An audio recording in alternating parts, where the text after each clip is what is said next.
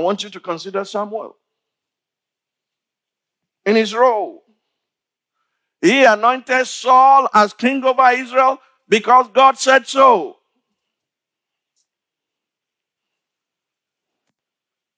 I remember where I sat when the Lord showed me the vision that produced this government. They can deny it from now till eternity. It doesn't change a thing.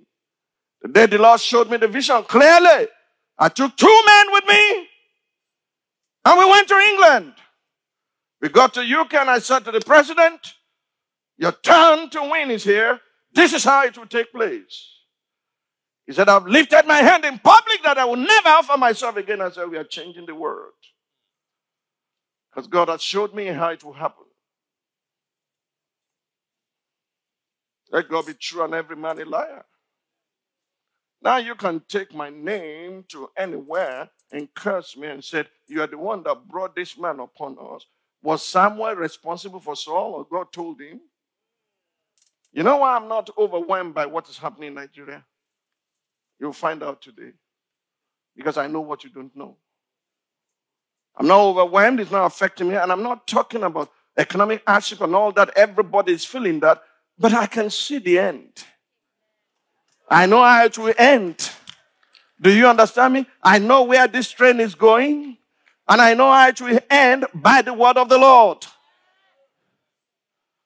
Let me narrate the vision publicly.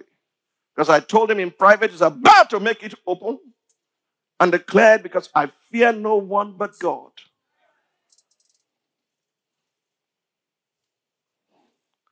We were in what you call Bolekaja in the vision. Mr. President was on the steering. I was sitting next to him. We were driving towards the elders of the Southwest in order to arrange for a merger. Nasir Arufai was behind me. Lechinka Dumakin was behind him. And he got to a place. He parked the vehicle. I told him this story in London before the merger process began. On a slope like this, I can show you the place in Abeokuta. It was a slopey place like this.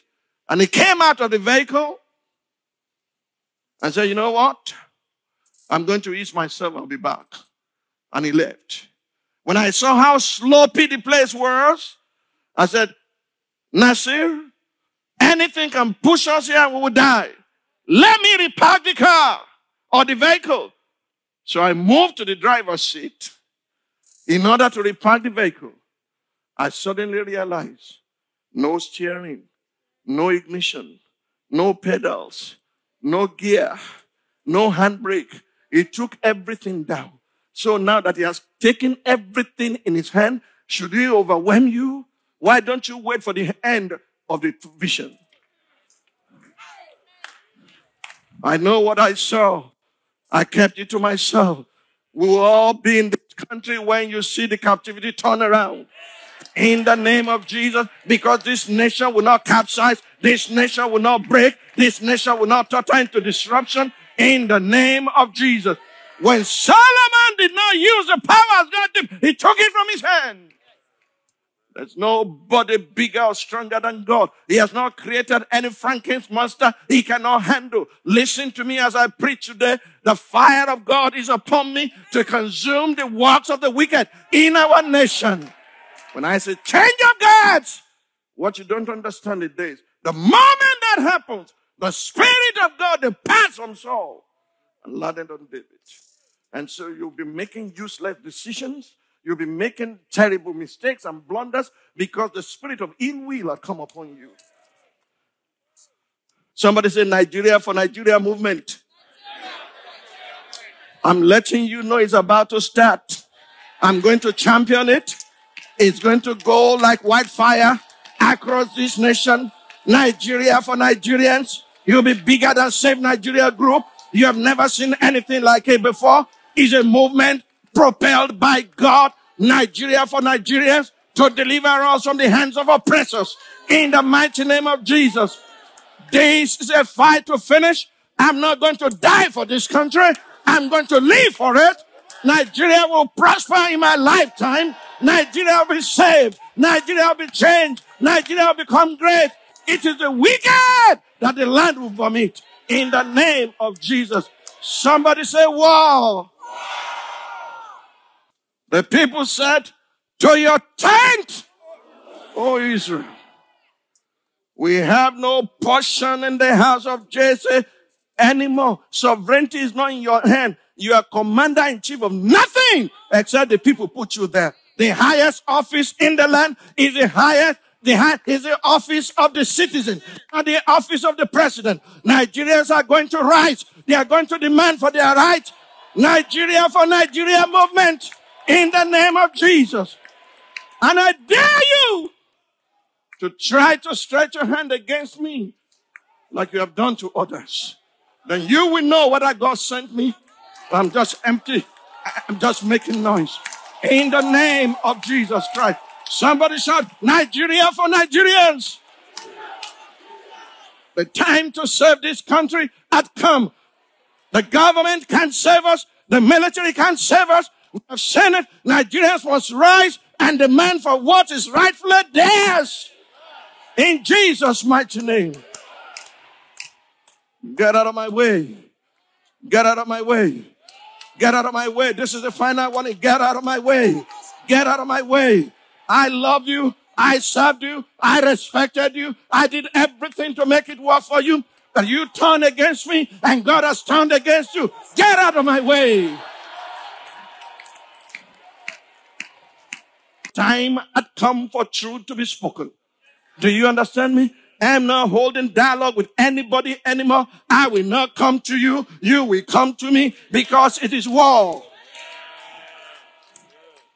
Look, when it comes to time, when the time comes for God says, go speak, I don't fear no jack. I only respect people. And I wait for God's bidding. I remember in that bedroom of the president, when I told him, I've come to tell you, you'll be president, and this is the way it will take place, and to walk, I will excuse myself completely to give room to others, but right in my lifetime, this next time around, you are going to be, we were only two in the room. He said, no, I've stood publicly that I would never offer myself. I said, we are canceling it. How are you going to do it? And I laid the thing on the table and we set it in motion. I moved the motion for the merger at Eagle Square and you became president. Now my mouth is smelling. It is the same mouth too. It is the same Samuel that anointed Saul that God sent to go anoint somebody else. Do you understand me? Nigeria for Nigeria movement begins from now. God is stirring up the spirit of Nigerians in the name of Jesus. Enough of this nonsense. Do you understand me? You will know that when God sends a man, he does not fear anybody. If you don't know what I know, you can't do what I'm doing. I'm not a social critic. I must get command. I must be told what to say. You talk what you like. You get 5 minutes applause. That's the end and nothing changes. You will see that Nigeria will change.